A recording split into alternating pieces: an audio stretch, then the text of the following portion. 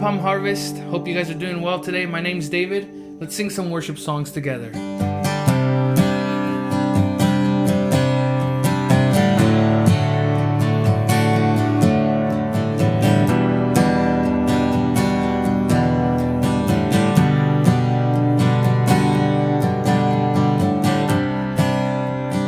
Caught up in the static and noise. Somehow I had lost your voice. I was spinning out of control.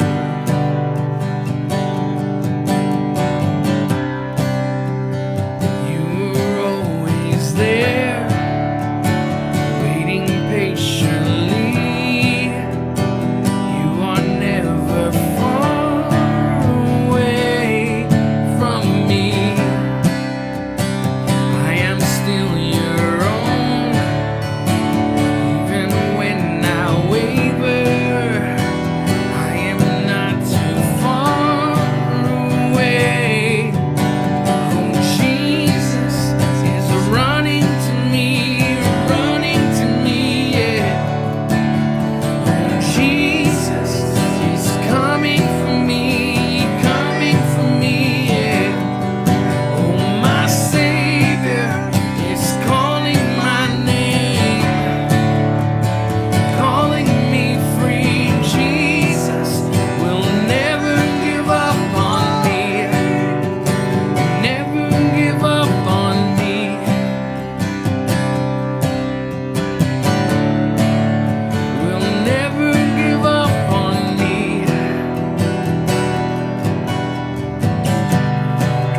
City lights, let's sing out.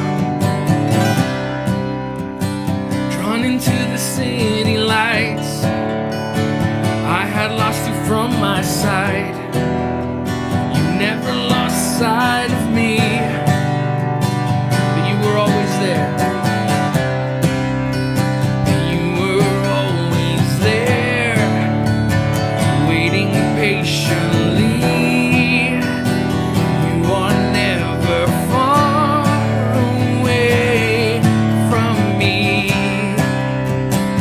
I am still your own, even when I waver. I am not too far away. Oh, Jesus is running to me, yeah. Oh, Jesus is coming for me, yeah.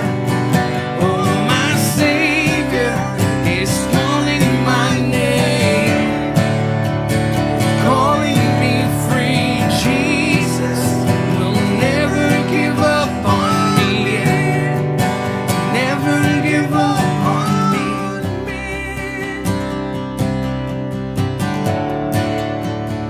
Never give up on me. Let's sing that. Never give up on me. Never give up on me.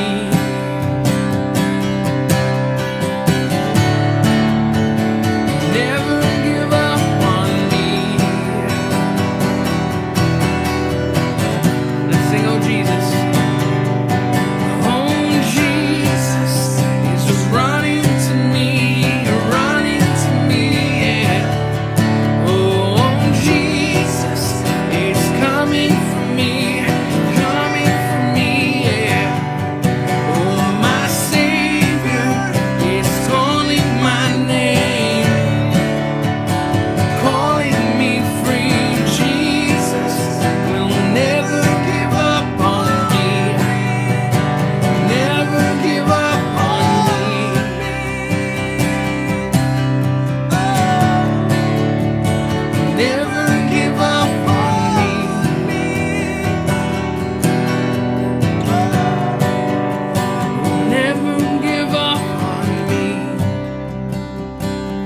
Let's sing that one last time. Never give up. Never give up on me.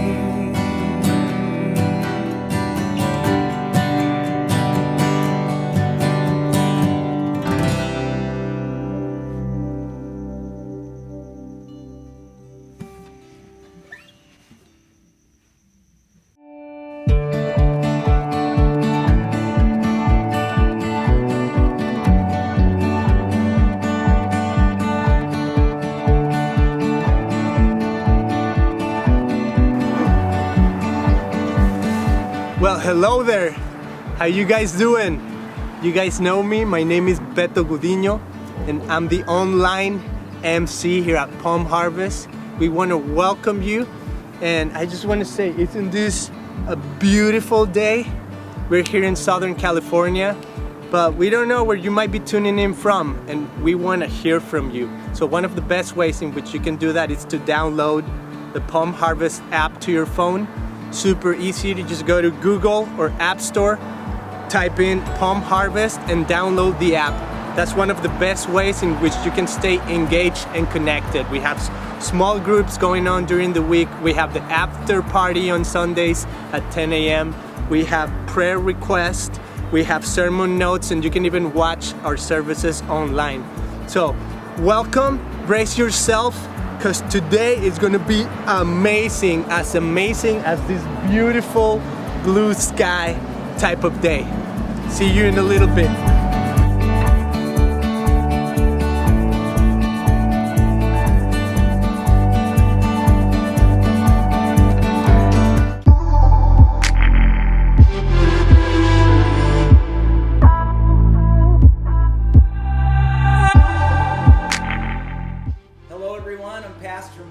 Welcome to the Decker Kitchen.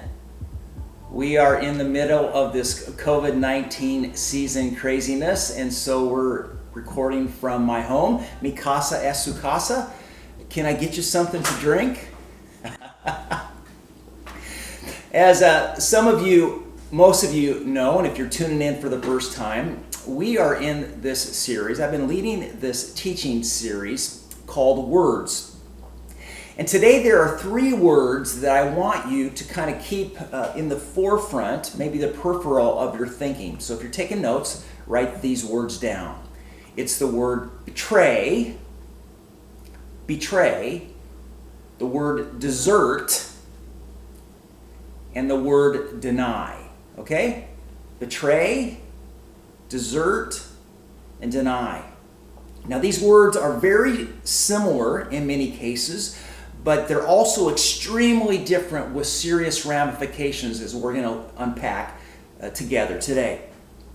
Now, I invite you today to look with me at 2 Bible stories that really unpack the story of a young man whose life was somewhat messy. I don't know if any of you tuning in today have ever experienced messy in your life.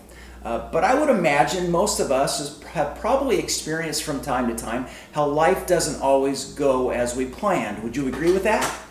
You know, you can have your script all right, written out. You can do your due diligence and your pre-planning. And yet life has a way of surprising us, doesn't it? Bears jump out of the woods in front of your motorcycle, and they can create incredible carnage. And some of you know what that's like firsthand. Life can trip us up. Yes? Yes. And so today we're going to look at this story, this Bible story, found in the Gospel of really 2 places. And so if you have a Bible, I want you to first go to the Gospel of John, chapter 21. In our conversation, we're going to look at this story of this guy, this young man who failed. And so if any of you have ever experienced failure in your life, then you're probably going to identify, you've likely tasted what this young man experienced. But what I want you to really maybe embrace for yourself today is this big idea that Jesus never gives up on me. We're going to see here that Jesus never gives up on him. And so that's the message for you and I today. And so if you're taking notes, if you have your Palm Harvest app, the big idea of our conversation is Jesus never gives up on me. Or maybe if you want to put us, Jesus never gives up on us. Okay? So, John chapter 21, and as you're finding your place, whether it's in written or digital form, I want you to write down this first point to keep in your mind as we read this story. You ready for it? Jesus knows me, and still he recruits me. Now, church, that's an amazing truth and perhaps a little bit scary that Jesus knows you and still he recruits you.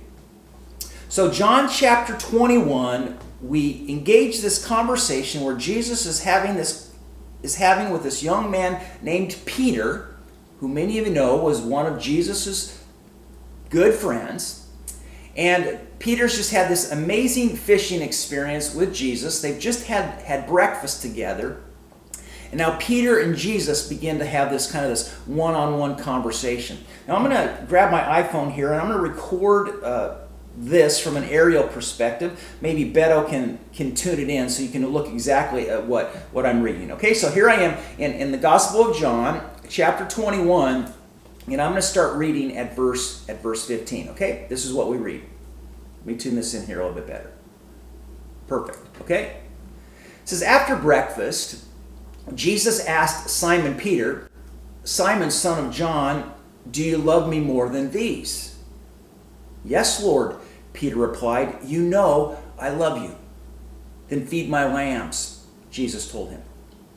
Jesus repeated the question, "Simon, son of John, do you love me?" "Yes, Lord," Peter said. "You know that I love you." "Then take care of my sheep," Jesus said. A third time he asked him, "Simon, son of John, do you love me?" Peter was hurt that Jesus asked the question a third time, and he said, "Lord, you know everything. You know that I love you." Then Jesus said, "Then feed my sheep." Now I want you to hold in your mind Peter's response to Jesus' question, "Lord, you know everything." Jesus knows me and he knows you, and still he recruits us, which is amazing. And in this exchange that Peter and Jesus have, it kind of reminds me of a knock-knock joke. Y'all know what knock-knock jokes is. Okay, so let's play along. Ready? So knock-knock, and your response is, who's there? Banana. Banana who, right? Okay? Knock-knock. Banana. Knock-knock. Banana. Knock-knock. Orange. Aren't you glad I didn't say banana again? Aren't you glad I'm a pastor and not a weekend comedian? Hey, Peter. Yeah, Jesus. Do you love me? Jesus, you know I love you. Hey, Peter. Yeah, Jesus. Do you love me? Jesus, you know that I love you. Hey, Peter. Yeah, Jesus. Do you love me? Jesus, you know everything.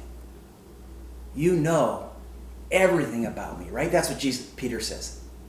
Jesus, you know my strengths and my weaknesses. Jesus, you know my quirks and my obsessions.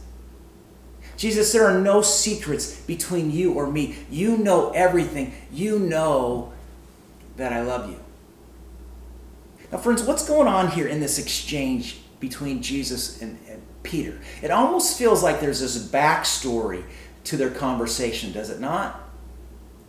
Well, if you have that hunch, then you're onto something, because there is. And so I want you to turn back a couple of chapters to the Gospel of Mark chapter 14, where we see really the messiness of this conversation, this backstory that Jesus and Peter seem to be referencing. And so go to Mark chapter 14.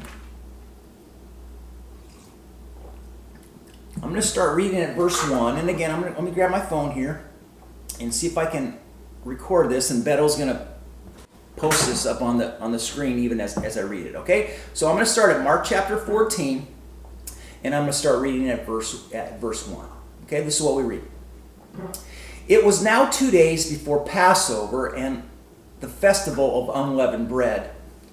The leading priests and teachers of religious law were still looking for an opportunity to capture Jesus secretly and kill him. But not during the Passover celebration, they agreed, or the people may riot. Okay, now skip over to verse 10. Verse 10. Then Judas Iscariot, one of the 12 disciples, okay, so one of Jesus' inner core, he went to the leading priests to arrange to betray Jesus, there's our word, to them. They were delighted when they heard why he had come, and they promised to give him money, so he began looking for an opportunity to betray Jesus. Okay? Now skip over to verse 17. Well, let me keep reading. It says, on the first day of the festival of unleavened bread, when the Passover lamb is sacrificed, Jesus' disciples asked him, where do you want us to prepare the Passover meal for you? So Jesus sent 2 of them into Jerusalem. Okay, so now go down to verse 17. So Jesus is there. He's going to have this meal with his disciples, a Passover meal, and this is the content. So picture the scene in your mind. In the evening, Jesus arrived with the 12. And as they were at the table, Jesus said, I tell you the truth, one of you eating here with me will what? Will betray me. Greatly distressed, each one asked in turn, am I the one? Now go down here to verse 27. So they have this meal. Jesus has told them that one of them is going to betray him. We know it to be Judas, and Judas, goes off and does what he's supposed to do. And then verse 27, as they're leaving this Passover meal, this is what we read. It says, on the way, Jesus told them, so they're on their way to the Garden of Gethsemane. He says, all of you will desert me. There's our second word. All of you will desert me, for the scriptures say, God will strike the shepherd and the sheep will be scattered. But after I'm raised from the dead, I will go ahead of you to Galilee and meet you there. Now let me stop right there. This is really important, okay? So don't miss this. Jesus says here in verse 18, that one of them is going to betray him, right? And then if you skip over here to verse 27, it says that one of you is going to, that all of you rather are going to desert me, right? And so it seems like Jesus is differentiating between deserting him and betraying him. Would you agree with that? Okay, so he says all of you are going to desert me. Let's keep reading, then we'll personalize this. Okay, verse 28. He says, but after I'm raised from the dead, I will go ahead of you to Galilee and meet you there. Now notice Peter's reaction, and this is why it's messy. Peter said to him, even if everyone else deserts you, I never will. But Jesus replied, I tell you the truth, Peter, this very night before the rooster crows twice, you will deny me, there's our third word, 3 times that you even know me. No, Peter declared emphatically, even if I have to die with you, I will never deny you. And all the others vowed the same. Okay? Now, church, if you're familiar with this Bible story, you likely know that Peter did in fact deny Jesus, that he knew Jesus how many times? 3 times, right? After Jesus was arrested by the Romans and after Jesus was being interrogated and beaten up for his upcoming crucifixion, the Bible tells us that Peter was kind of following along in the shadows. And on 3 different occasions, Peter was accused of being a friend of Jesus, right? You know the story. And on all 3 occasions, just as Jesus had predicted, Peter denied Jesus, right? Which is why I suggest Peter later responds in John chapter 21 when Jesus asks him, do you love me? That Peter responds, Jesus, you know everything, right? Jesus, you called me out. You predicted it. So Jesus, you know everything, okay? Now, you know what verse really grabs my attention in this messy story? And this is the verse I want to camp on as we begin to personalize it for your life and my life.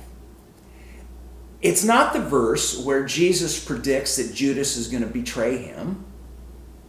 And it's not even the verse where Jesus predicts that all the disciples are going to desert him. In fact, it's even not the verse where Jesus predicts that Peter will deny him 3 times. So what verse grabs my attention? Well, it's verse 28. Look at it.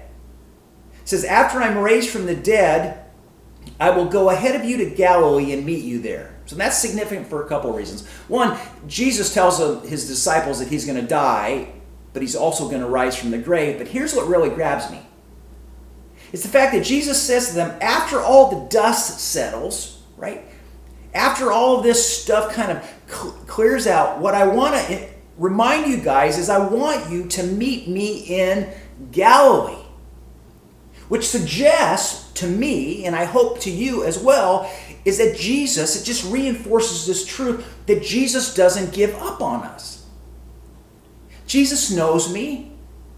He knows my weaknesses. And yet, he still recruits me. Church, this is amazing. This is an amazing story that Jesus knew his disciples were going to desert him, and yet still he recruited them. And I want to suggest that he does the same thing with you and me. That's crazy. Let me hear you whistle. Hopefully you can do better than that. That's amazing. You know, let me give you a personal example. Have any of you ever gone to like personal counseling? Whether it be marriage or just self-counseling or whatever. If you have, there's likely a chance that your psychologist or your therapist or your counselor gave you these words of wisdom. You know, many of you know that I have a master's degree in counseling. And one of the first things that you learn as a counselor, one of the first things you're taught to encourage couples who you're working with is to eliminate 2 words from their vocabulary. Do you know what they are? It's the word never and the word always. Never and always. Friends, those are fighting words. Think about it. If you're in a relationship and you say, you never do this, or you always do that. You ever hear yourself saying that? Stop it. Those are fighting words. Brothers and sisters, you want to have a healthy relationship, whether it's a friendship or a marriage or a relationship even with your pastor, then eliminate the words never and always. Listen, what's Peter say? He said, if everyone falls away, he says, I will never do that, Jesus. I will never be so weak. I will never be so whimsical. And how did Peter do, church, with that declaration? You know, right now we are living in this crazy COVID-19 season, right? And there's a lot of attention with trying to find this remedy to this virus and stuff. But I think, you know, what virus I think we really need to be on our guard against? It's the virus that I'm calling I'm better than you. Have you heard of that? The I'm better than you virus. You know, friends, I think far more danger than the COVID-19 virus is the I'm better than you virus. You know, when my life becomes the standard and I compare everything else to me, that I'm better than you, you're moving into dangerous territory.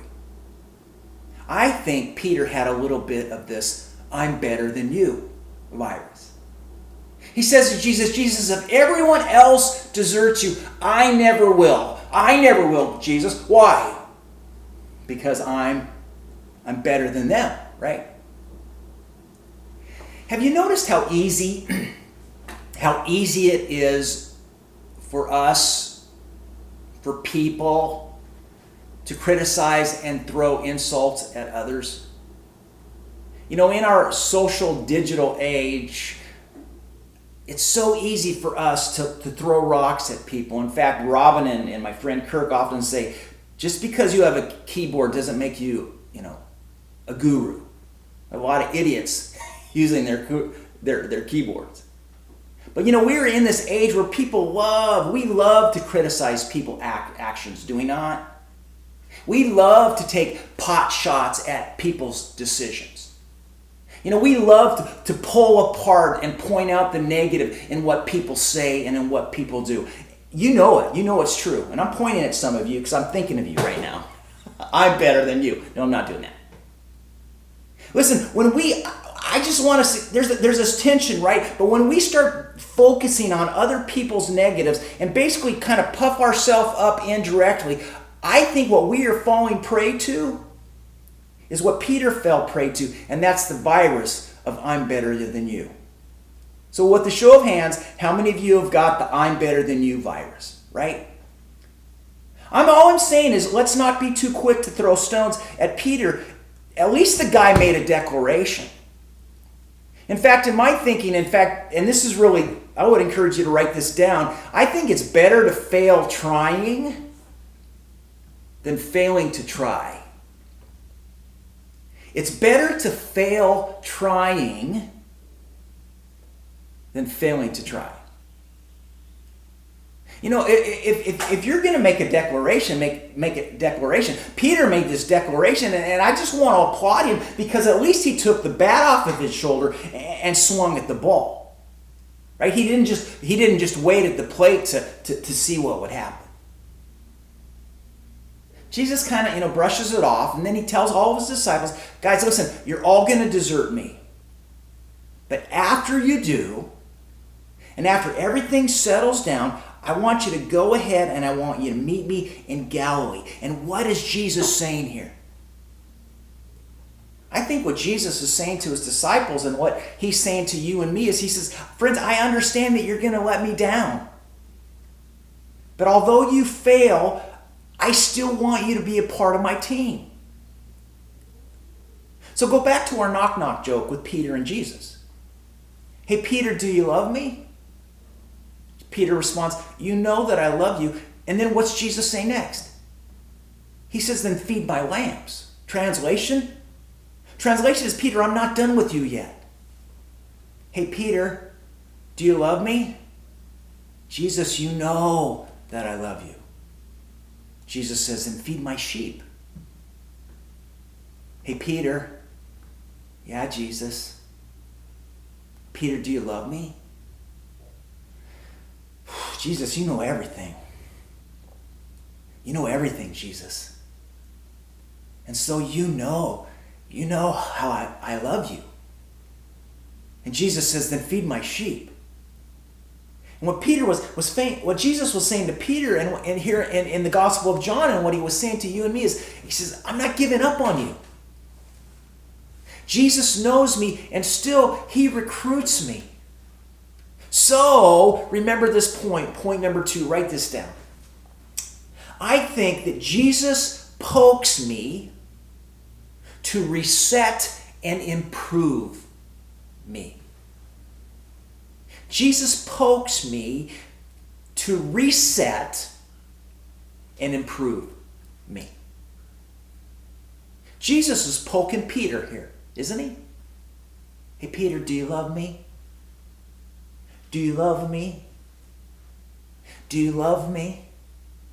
It reminds me of when I was a kid growing up, and I don't think I've told you this story. My brother and I, or sometimes it would be my sister and I, but usually it was my brother and I. If we were in the backseat of the car, a lot of times brothers do what brothers do. We would fight. We would, start picking on each other. And I can remember on more than one occasion when my mom and my dad, usually my dad would be driving and my mom would be in the passenger side, riding shotgun, and they would turn around in the back seat of our car and they would say, "Boys, Michael, you go to the right side, and Murray, you stay on the left side, and I'm going to draw this line down the middle, and you guys do not cross over that imaginary line." And so you know what my brother Murray would do? He would turn to me and he would look at me and he'd go, "I'm not touching you, I'm not touching you, I'm not touching you," right up to that imaginary line. "I'm not touching you." Oh, it would just drive me crazy. And you know what I would do as his bigger brother? Bam, I am touching you. Bam, I am touching you. Sorry, that's who I am. Full disclosure. I'm sure none of you ever came from a crazy family like that. Well, you know what my mom and dad are doing now? Is mom pounding on my brother and he's like, Mom, Dad. My dad's driving the car. He's trying to reach around behind me to grab my knee. And if you've ever had your dad grab your knee, it's not going to be a gentle love touch. Everybody's mad. So if you came from a dysfunctional family like mine, welcome to my world. We're a part of the same group. Here's my point. Jesus was poking Peter, wasn't he? And I think the take-home question is, have you ever been poked by Jesus?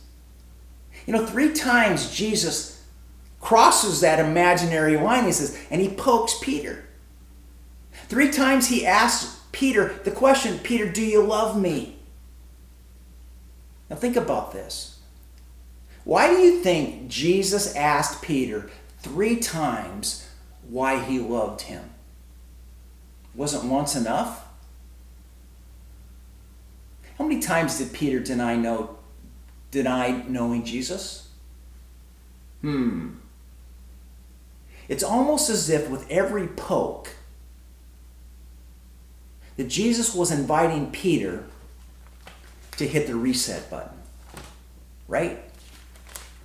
And I wonder really, I guess the takeaway for me is, I wonder how many of you could benefit from hitting the reset button. You could use a redo, a new start, a clean slate, a fresh beginning. Friends, Jesus doesn't give up on us, but he will poke us. And through the poking of his Holy Spirit, he will nudge us, I think, and I want to suggest, to help reset and improve us. But here's where the rubber hits the road. Here's the real deal. You have a choice in this resetting piece, and so do I. You know that, don't you? Here's what I believe about this story. When Jesus predicted that Judas was going to be the one to betray him, right? In fact, it says in the Gospel of Matthew tells us the same story, and Jesus adds, he says, it would be better for this person not to have been born. To the one who betrays me, it would be better for that person to not have been born. Now, was Jesus suggesting that Judas was beyond God's grace and forgiveness? No, I don't think so. I think what I want to suggest is what Jesus was saying is that when a person betrays Jesus, translation, when they turn their back on Jesus, basically what they are saying is they are saying no to heaven and yes to hell. It would be better for you to have not been born than to spend all of eternity in hell. Listen, I don't know what sin or sins you have committed in your life, but there's not a need for you to betray Jesus. You may have deserted Jesus. You may have even be in a season where you've denied Jesus. But the truth of this story is that Jesus doesn't give up on us. Even after we fail, clearly Jesus still believes in us. That's what we read here. And that may be a message that some of you need to hear today, because I don't know if you're tuning in for the first time, and maybe when you think back over the course of your life, you recognize that you have had a life detour from Jesus. Perhaps you have gone through a season or two where you have not only deserted him, but maybe even denied him and kind of gone your own way. But you're tuning in today, are you not? Which suggests to me that maybe God's Holy Spirit has been poking you. And now he is inviting you back. Why? Because Jesus pokes us to reset and improve us. So you want to be improved? You want to have a reset? Could you use a do-over and a fresh beginning? Then if so, I invite you to pray a prayer with me. So just open the palm of your hands, wherever you're at, as if you're going to receive a gift, okay, from the Lord today. And I want you to pray this prayer in your heart. Say, Jesus, thank you for not giving up on me. And thank you for loving me, even when I walked away from you. And so, Jesus, I ask today that you will forgive my sins, that you will renew and wash me clean. And Jesus, that you will do for me what you were doing for Peter here in this story, that you will reset my life. And you will continue to help me to improve and help me to grow, and that you will continue to direct me as I move forward, because I want to live for you. Jesus, I pray this in your name. Amen. Friends, if you want some help in moving forward, I would love to be a part of that journey. And so I would love to hear from you. Just send me an email. Just send it to mike@palmharvest.com and say, hey, Mike, I just want to let you know I gave my heart to Jesus, or I'm renewing my relationship with Jesus. Will you help me? Will you walk with me? Will you point me in a direction to help me grow? I hope you will. I encourage you to do that. Thanks for listening, everybody. I'll see you next week.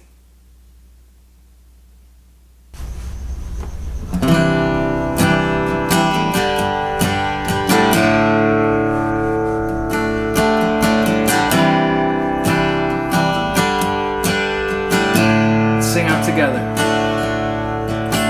Higher than the mountains that I face, stronger than the power of the grave, constant through the trial and the change. One thing remains. One thing remains. Let's sing your love. Your love never fails, never gives up, never runs out on me. Your love never fails, never gives up, never runs out on me. Your love never fails, never gives up, never runs out on me. Your love, oh Lord, because on and on and on and on it goes, and it overwhelms and satisfies my soul, and I never ever have to be afraid. And one thing remains. Let's sing one thing. One thing remains. Your love never fails, never gives up, never runs out on me. Your love never fails, never gives up, never runs out on me. Your love never fails, never gives up, never runs out on me. Love, it's your love. Oh Lord, let's sing. In death, in life, I'm confident and covered by the power of your great love. My debt is paid. There's nothing that can separate my heart from your great love. And your love never fails, never gives up, never runs out on me. Your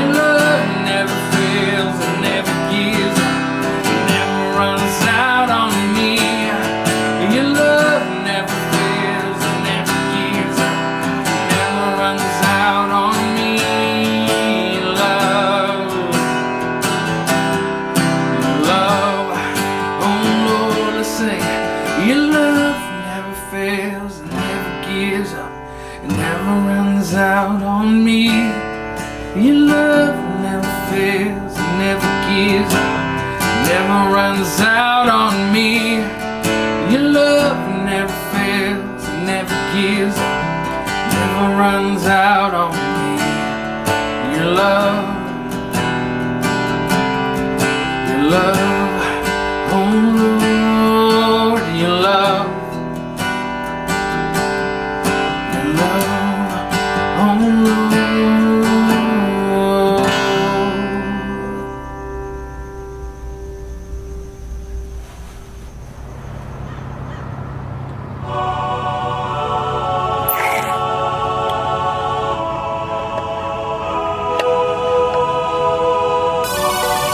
Well, hello everyone. It's me again. Thank you for joining us. Thank you for being a part of our ministry. And we just want to say, if you would like to support our ministry, we would love for you to participate. And one of the best ways is to give through the Palm Harvest app. All you got to do is download the app to your phone, and you can even set up recurring giving. It's easy, it's secure, it's safe, there's no hassle, and it's a great opportunity for you to practice generosity. If you are not in means to give, we don't want you to give at all. We just want for those who have a generous heart and have the ability to give in this season to participate with what God is doing through our online ministry. Thank you so much for watching. We'll see you guys on the next one. Go enjoy the day. Enjoy the sunshine.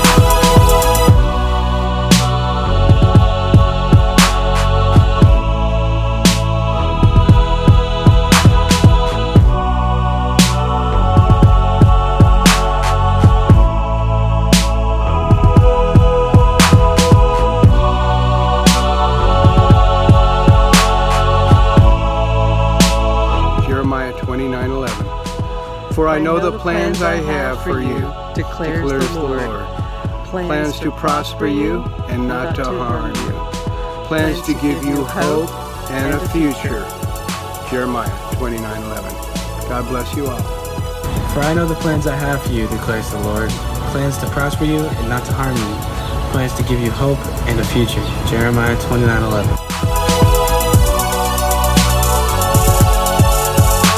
For I know the plans I have for you, declares the Lord.